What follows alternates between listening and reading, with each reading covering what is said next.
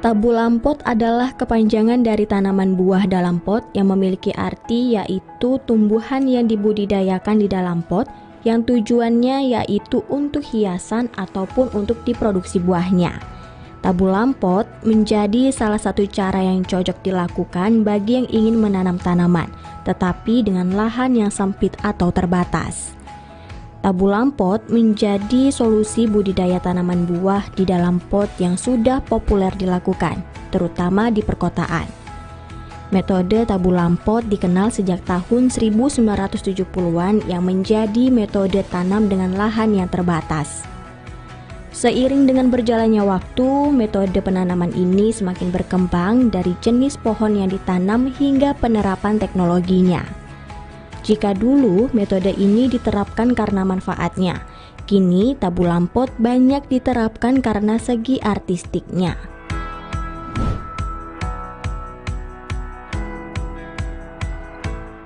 Tabu lampot adalah metode menanam buah dalam pot. Cocok untuk lahan yang sempit, mudah dipindahkan, serta dirawat. Dan pemirsa, kali ini saya sudah bersama Bapak Budi Hartono selaku peminat dan juga pembudidaya tabu lampot. Nah Bapak, apa kabar nih Bapak hari ini? Alhamdulillah, kabar baik Mbak Ayu. Mbak Ayu kabarnya gimana? Alhamdulillah sehat juga Bapak. Sehat ya? Nah Bapak, tadi ini kan saya sempat keliling-keliling nih Pak. Iya. Ini kan katanya nih Pak untuk lahan yang sempit, tapi ini kok saya lihat banyak banget ya Pak ya, Bapak menanamnya di dalam pot ini. Ini boleh nggak sih Pak diceritain sedikit Pak? Iya. Latar belakangnya kita pertama hobi berkebun dulu ya Mbak ya. Kemudian kita di masyarakat kota, terutama masyarakat urban farming itu ya, masyarakat petani perkotaan itu kan keterbatasan lahan tapi ingin mengoptimalkan koleksi tanamannya. Terus tentulah kita harus mempunyai langkah-langkah tahap-tahap yang harus kita lakukan. Pertama kita kenali dulu daerah kita, kemudian lokasi-lokasi yang kita tanamnya kita plotting dulu daerahnya, kemudian jenis tanaman apa yang akan kita tanam. Setelah itu baru kita efisiensi penggunaan bahan-bahan yang akan kita tanam itu, misalnya kayak media tanamnya, kemudian jenis tanamannya yang mudah berbuah, mudah perawatannya, kosnya rendah seperti itu. Seperti ini rata-rata tanaman-tanaman sudah teraklimatisasi di daerah Pontianak khususnya dan Kalimantan Barat. Jadi tanaman yang mudah berbuah. Seperti itu awalnya. Tapi Pak, boleh nggak nih Pak dijelasin sedikit tabu lampot ya Pak ya? Tanaman buah yang ditanam melalui pot nih Pak. Ini awal mulanya ini bisa adanya tabu lampot ini gimana ya Pak? Tabu lampot ini kan sebenarnya kita ingin menanam tanaman buah-buahan dengan media tanam yang terbatas tapi tetap menghasilkan gitu kan Mbak. Makanya saya bilang kan bahwa ya kita harus kenali dulu. Kita misalnya mau tanam tanaman seperti lengkeng. Jenis lengkeng ini banyak ya kan. Contohnya saya lengkeng kita tentang lengkeng ini yang kita tanam jenis diamond wrapper kan, yang mudah berbuah seperti ini kan. Konsep bertanamnya tetap sama Mbak. Tiga konsep bertanam menurut kalau ini kan terus terang kita bertanam metode organik. Pertama soil management, kita media tanamnya yang benar-benar subur secara fisik, kimia dan biologis. Kemudian pemupukannya ada dua jenis, pemupukan dasar pada saat menanam, kemudian pemupukan lanjutan untuk fase vegetatif dan generatif. Terakhir adalah pengendalian hama dan penyakit. Pengendalian hama dan penyakit itu kalau ada serangan hama dan penyakit. Seperti itu. Kemudian konsep yang utama dari keseluruhan ini adalah membuat ekosistem mini di lingkungan kita sendiri, di mana antara flora dan fauna menjadi satu sehingga membuat ekosistem ini enak dan nyaman untuk kita tinggal dan ramah lingkungan seperti itu. Nah Pak, untuk pemilihan potnya sendiri ini bagaimana ya Pak? Atau bebaskah potnya nih Pak untuk menanam buahnya sendiri? Iya, bagus nih pertanyaan nih Mbak. Kita bicara masalah pot itu kita ada namanya tergantung daripada ukuran dan usia tanaman. Jadi ada estafet potnya. Pertama mungkin yang Mbak lihat ada yang kecil-kecil seperti ini. Kemudian ini akar sudah banyak. Nanti kita estafet pot nih Mbak. Pindahkan pot yang agak lebih gede. Nanti sudah itu gede lagi, baru kita masuk fase pembuahan seperti itu. Berarti Pak untuk mentok hasil besarnya ini Pak, ini bakalan sebesar apa sih Pak pohonnya Pak? Kita sebenarnya tidak perlu besar Mbak. Kalau konsepnya tabu lampot tidak perlu besar, sebenarnya tidak perlu besar, tidak perlu tinggi. Yang penting dia menghasilkan. Semakin rendah, semakin rindang itu maksimal kita biasanya konsepnya 2 meter aja sudah cukup. Karena berkaitan sama kita jangkauan kita memanen segala macam, sama efisiensi dan efektivitas ruangan yang kita pakai di halaman kita. Halaman Bapak juga cukup luas ya Pak Iya. ya untuk menanam pohon, menanam buah di halaman rumah Bapak sendiri Iya, kan ya pastinya. alhamdulillah. Nah tapi Pak, ada nggak sih Pak pembedaan tabu lampot ini dengan menanam buah di tanah terbuka Pak? Kalau dilihat konsep budidaya tanamannya tidak ada. Tapi kalau tabu lampot ini kan seni, Mbak. Seni membuahkan tanaman dengan media tanam yang terbatas. Berarti tingkat kesulitan dan kerumitannya kan lebih tinggi. Iya, Gimana kita membuahkan tanaman dengan media tanam yang terbatas seperti itu. Kalau di konsep tanah yang di perkebunan, itu kan lebih enak gitu kan, menatanya gitu kan. Lokasinya luas, kemudian penggunaan pupuk, pengendalian hama dan penyakitnya lebih terkontrol, lebih enak gitu. Nah, Bapak ini kan menanam buah ini kan di halaman rumah ya Pak. Nah, apabila cuaca nih Pak, hujan terus-terusan, terus musim kering, apakah berpengaruh ke pohon buah Bapak ini sendiri? Tetap, Mbak. Kalau maka saya bilang tadi, kita menanam tanaman yang sudah teraklimatisasi, maksudnya sudah disesuaikan dengan kondisi di daerah kita di sini. Nah, pertama itu. Kedua, pengaruh cuaca itu tetap dominan. Tapi kita kembali lagi ke konsep fotosintesa, kan tanaman itu kan tetap perlu air. Kuncinya air aja, Mbak. Kalau kita sudah tanaman itu kan, kalau fotosintesa itu kan karbon dioksida plus H2O air dengan bantuan sinar matahari, melalui kondisi hijau daun akan terjadi fotosintesa menghasilkan oksigen dan glukosa kan. Nah, jadi kita air aja. Kalau udah kemarau kira-kira udah lama gitu ya kita harus ada air. Karena kalau konsepnya organik itu memang kita air itu yang utama, Mbak. Air itu benar-benar kita gunakan air yang lebih bagus itu air sumur atau air hujan. Makanya kita rata-rata punya sumur-sumur untuk cadangan air untuk nyiram tanaman ini ada. Jadi iya air sumur aja. Karena kalau air ledeng itu kan kadar klornya tinggi, itu harus di 1 hari atau 2 hari harus diendapkan dulu. Itu berpengaruh kepada tanaman. Gitu. Oke. Nah Pak, kalau boleh tahu Bapak ini udah berapa lama sih Pak Bapak berminat untuk menanam buah ini sendiri? Ini udah berapa lama sih Bapak membangun ini semua gitu? Nah, saya kan dulunya kan kantoran gitu Mbak ya. Ini kan kerja pulang kantor itu kan tingkat stressingnya kita tinggi ya. Pasti. Gimana bisa menikmati, tapi hobinya memang sudah dulu berkebun gitu. Tapi belum konsepnya belum tabu lampot. Gimana saya bisa enak pulang dari kantor ke rumah itu tidak langsung masuk rumah tapi di halaman dulu gitu kan. Enak seperti itu. Jadi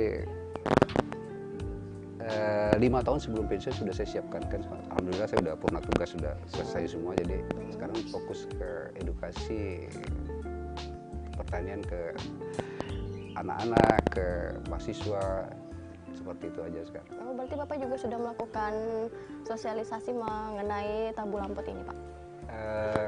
Pada dasarnya saya memberikan sosialisasi itu di pertanian organiknya, Mbak. Kalau tabu lampot ini kan spesifik, tapi bisa kalau kepada mahasiswa, kemudian ke petani-petani kita, ke binaan-binaan dari komunitas Gerakan Ayo Menanam. Nah, kita di bawah Gerakan Ayo Menanam itu alhamdulillah hampir seluruh Kalimantan Barat itu ada anggotanya. Nah, kita sering-sering on the spot ke daerah. Baik pemirsa, menarik sekali perbincangan kita hari ini bersama Bapak Budi, dan setelah ini kita akan kembali dengan membahas teknik menanam. Jangan kemana-mana.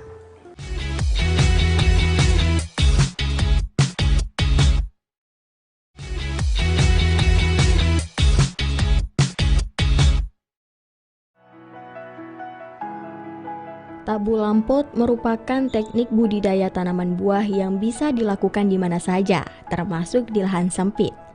Cara menanam dan merawat tabu lampot sebenarnya tidak sulit, tetapi dalam praktiknya seringkali ditemukan beberapa kendala, seperti bibit yang digunakan berasal dari biji, faktor genetik dan umur tanaman, pemupuk salah, penyiraman tidak tepat, dan lingkungan kurang sesuai. Baik pemirsa, kembali lagi bersama saya dan juga masih bersama Bapak Budi, dan kali ini kita sudah berada di tengah-tengah halaman tanaman buah yang Pak Budi miliki. Nah Pak, ini penasaran banget nih Pak, ini bagaimana sih Pak teknik penanaman buah Bapak sendiri ini Pak? Oh iya, karena kita bicara masalah tabu lampot, jadi kita fokusnya ke tabu lampot aja Mbak. Siap. Ini sebenarnya ilmunya daging semua nih. Jadi proses bercocok tanam intinya ada 3 yang saya bilang tadi. Itu soil management, itu membuat media tanam yang secara fisik, kimia dan biologisnya bagus. Itu dulu. Karena kunci keberhasilan tanaman itu dari media tanam. Kemudian nanti baru kepada pemupukannya, terakhir baru pengendalian. Untuk karena kita organik, jadi kita media tanam ini saya bilang mulai dari kita bikin dari awal ya, dari tanah, komposisi tanah, pupuk kandang itu yang sudah difermentasi atau kompos, setelah itu pakai sekam bakar, itu perbandingan 1:1 itu kita aduk dulu merata, kemudian kita kasih dekomposernya, biarkan dulu seminggu atau 2 minggu sudah jadi, udah lembut, baru kita masukkan ke pot, baru bibit tanamannya kita masukkan. Nah, kemudian untuk bibit kita cari tadi bibit yang sudah teraklimatisasi, yang sudah cocok untuk dikondisi di daerah kita sendiri. Contohnya seperti ini kita sawo, ini kan sawo kan memang cocok ini.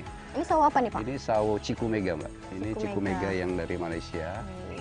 Jadi sawo ini kan tidak putus, tidak putus berbuah. Jadi kita ambil atau kita beli bibit dari tanaman yang hasil cangkokan atau dari ovulasi atau dari sambung, Mbak. Itu lebih cepat berbuahnya. Ini dia berapa bulan Pak untuk hasilnya ini berbuah Pak? Kalau untuk sawo itu sekitar 2 tahun, Mbak. Wih, cukup lama Karena Pak, belinya dari kecil sih, kalau dari kondisi seperti tingginya sekitar 30 cm itu kita rawat. Tapi kalau kita beli tandanya yang sudah gede cepat. Tapi ini untuk mulai dari tanam, dari bibit itu sekitar 2 tahun sudah mulai berbuah. Oh, berarti nunggu 2 tahun dulu baru si sawo ini berbuah ya Pak? Iya, sekitar 2 tahun. Oh, oke baik. Nah untuk selain sawo nih Pak, tanaman apa lagi nih Pak yang paling sering banyak berbuah nih Pak? Kalau untuk tanaman yang mudah berbuah, untuk di daerah kita di Pontianak ya Mbak ya, selain sawo juga ada jenis jambu-jambu air itu, kayak jambu madu deli hijau, dalhari atau jambu citra, itu cepat berbuah juga dan itu tidak mengenal musim. Nanti saya kasih tahu teknik membuahkan di luar musim ada caranya. Boleh. Itulah enaknya kita tabur lampot. Jadi kita tidak tergantung musim nih, kita setting aja nih kapan mau makan buah ini, kita bisa gitu kan. Nah, kemudian kita jalan aja. Nanti kemudian dari jambu biji juga banyak jenisnya, Mbak. Boleh nih Pak. Jambu citra, Kayaknya kita segala macam. sambil lihat-lihat nih Iya. Pak. Nah, seperti ini kan jambu Jamaika ini, Mbak. Jambu Nah, Jamaika. kalau kita ya. bilang kalau di sini mungkin jambu bol, tapi yang ini yang jambu bol. ya, tapi ini yang Jamaika, Mbak, yang lebih manis dia rasanya, dan lebih Penasaran besar. banget saya, Iya. Pak. Ini enak Saya ini belum sekali berbuah ya, Pak ya. Ini lagi proses ini kan. Ini kira-kira berapa lama ya Pak? Ini sekitar 3 bulanan, Mbak. 3 bulanan. Nah kalau untuk sawo ini sendiri sama yang sawo tadi ya Pak? Yang ini sawo Manila, Mbak. Ini sawo lokal kita. Oh. Nah, ini lebih mudah berbuah. Cuman bedanya kalau Cikumega, Cikumega itu dalamnya tuh halus lembut. Kalau sawo Manila kan ada kasar-kasar kayak ada pasirnya kan. Nah, itu enaknya yang Cikumega itu. Oke, nah selain sawo, jambu apa lagi nih Pak? Ada nanti kita jalan. Sebenarnya kalau di sana tadi ada namanya black sapote lagi berbuah, itu sawo Meksiko. Buah sawo Meksiko? Iya. Oke, ini Bapak pecinta buah Iya, sawo ya Pak ya? Iya, pecinta Dari sawo-sawoan. Malaysia, Nah, ini dari lokal dan juga kebetulan Meksiko. ini, Mbak, kalau mau panen pas ada ini. Mana Pak? Boleh dapat? Ini NDH ini. Ini udah saya siapkan. Oke. Enggak apa-apa nih. Ini udah bisa dipanen langsung sudah ya Pak ya? Ini kita panen aja ya. Siap. Oh ini untuk memangkas buahnya sendiri ada tekniknya juga ya Pak ya? Sebenarnya enggak ada, Mbak, cuman ini biar praktis aja. Sekalian nanti anunya kan. Oke, ini jambu apa ini Pak? Ini madu deli hijau nih. Ini rasanya Manis ini, Mbak. manis. Manis dia. Oke, ini Silakan, Mbak. boleh dicoba langsung ya Boleh. Pak ya? Kalau dia tuh yang biasanya yang manis tuh yang ada titik-titik, semburat-semburat titik-titik itu manis, Mbak. Jadi kayaknya Oh, yang manis. ini? Coba. Saya coba ya, Silakan. Pak ya. Ini organik aman. Bismillah. Manis Manis ah. dia. Beda sama yang jambu merah. Yang jambu air merah itu ya Pak ya? Ya jenisnya beda. Mm-mm.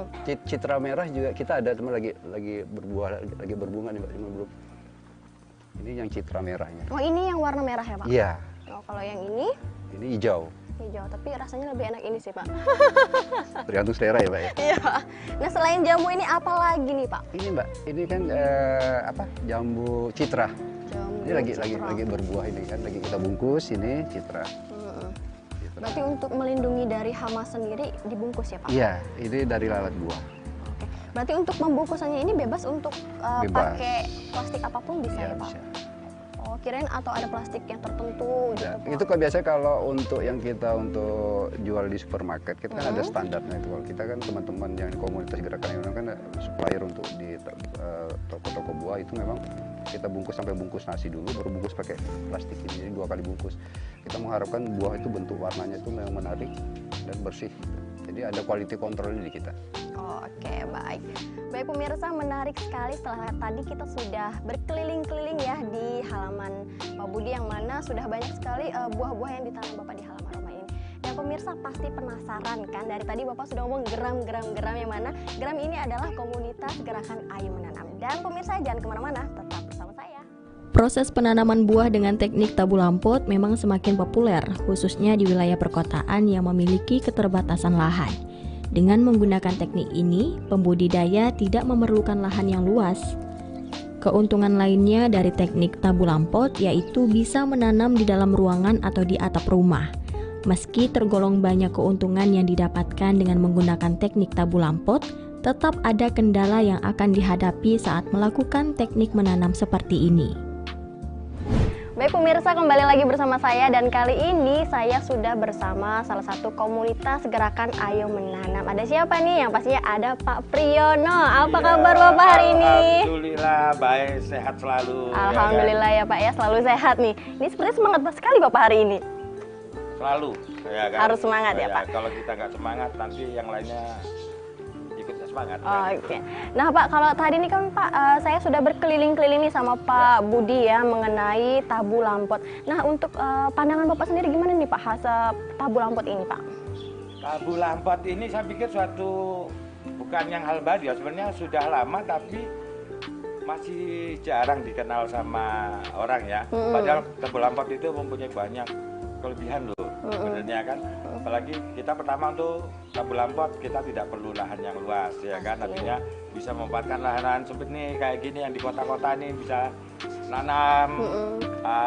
Habis itu masa berbuahnya juga di tabu lampot lebih cepat loh Kak, dibandingkan kita dengan yang ada di tanah. Itu tabu lampot dia lebih cepat untuk masa berbuahnya, terus lebih hemat air, tidak perlu lahan yang luas.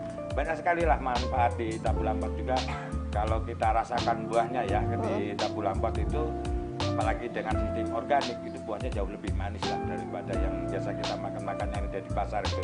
Berarti kualitas dari tabu lampot sendiri ini lebih baik, jauh lebih baik daripada yang di tanah ya. Yaitu apalagi untuk sekarang itu petani-petani milenial bisa, atau lagi bagi yang sudah pensiunan bisa ngisi waktu untuk mengisi halaman. Terus bisa hasilnya juga dari buahnya bisa dapat, terus bisa hasil dari budidayanya. Apalagi ini kan sangat mudah, tidak perlu tempat yang luas. Iya, tapi bagaimana sih Bapak ada ketertarikan sendiri untuk membangun tabu lampot ini Pak? Ya itu, sekarang apalagi pemerintah lagi gencar-gencarnya untuk ketahanan pangan, untuk bebas stunting. Ini kan sangat penting sekali untuk program pemerintah. Kita kan sering makan karbohidrat ya kemungkinan, tapi kan kita masih jarang tuh masyarakat yang makan buah-buahan.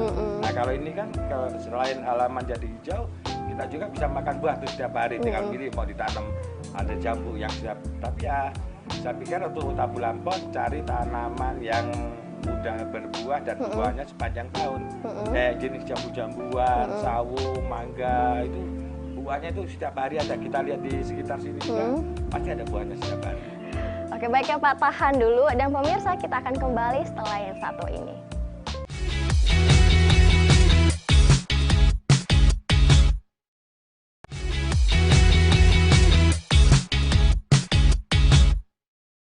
Nah pemirsa kembali lagi dan kali ini saya akan menanyakan nih untuk tips bagi pemula yang akan menanam tabu lampot. Nah nih Pak, boleh dong Pak berbagi sedikit tips untuk tabu lampot sendiri Pak?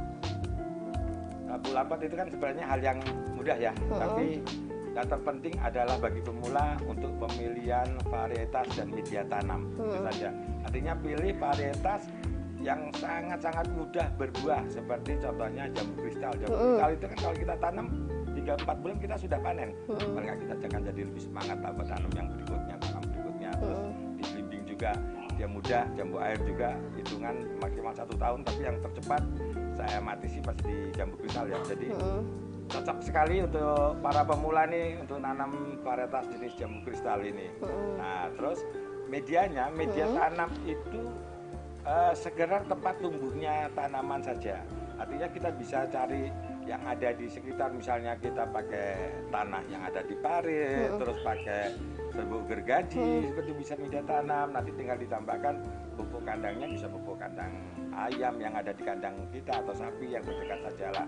Jadi itu ya, terus nanti tinggal kita tambahkan pupuknya aja yang untuk pertumbuhannya. Tinggal misalnya kita bisa tambahkan pupuk urea atau bisa cara organik dengan sistem pupuk jadam atau pupuk yang kita fermentasi, itu saya pikir semuanya bisa. Berarti untuk pemilihan untuk potnya sendiri Pak gimana nih Pak? Adakah harus ada ideal pot untuk salah satu tanamannya sendiri Pak? Untuk potnya itu bervariasi. Jadi ukuran yang biasa dipakai untuk tabu lambat kalau tanaman buah dalam pot ini yang terkecil adalah ukuran 50 liter sampai terbesar itu 200 liter. Jadi pertama itu mengiringi besarnya tanaman, yang kedua itu jenisnya Kak. Karena misalnya untuk jenis jambu air atau mangga, jambu air kan dia cepat besar, atau mangga dia agak lama berbuahnya sekitar 1,5 sampai 2 tahun, otomatis dia akan besar dulu baru berbuah. Jadi butuh planter bag yang ukuran sekitar minimal 150 liter. Sedangkan yang terkecil itu ya tadi itu di jambu kristal pakai planter bag pot atau ember cat aja yang bekas itu pasti akan berbuah kok. Itu bisa ya Pak Bisa. ya? Saya biasa nanam itu kadang ya pakai ember cat juga. Untuk di jambu kristal itu pasti akan bisa berbuah. Nah Pak, untuk pemasaran sendiri ini seperti apa nih Pak? Bicara tentang pemasaran, di tabu lampot ini ada 2 yang bisa kita hasilkan. Yang pertama otomatis dari buahnya, yang kedua itu dari bibitnya. Tapi kebanyakan untuk yang di kota Pontianak, karena kita cuma skalanya kecil di halaman, itu buahnya banyak dimakan sendiri. Beda konsumsi sendiri ya, beda dengan di Jawa yang mereka bikin tabu lampot itu bisa luasan 1,5 hektar gitu kan. Kemarin saya lihat yang di belakang bandara di Jogja itu dia nanam jambu madu deli di tabu lampot, tapi jumlahnya dibuat dan itu dijual. Tapi kalau di sini belum sampai ke taraf itu, masih untuk sekitar isi halaman.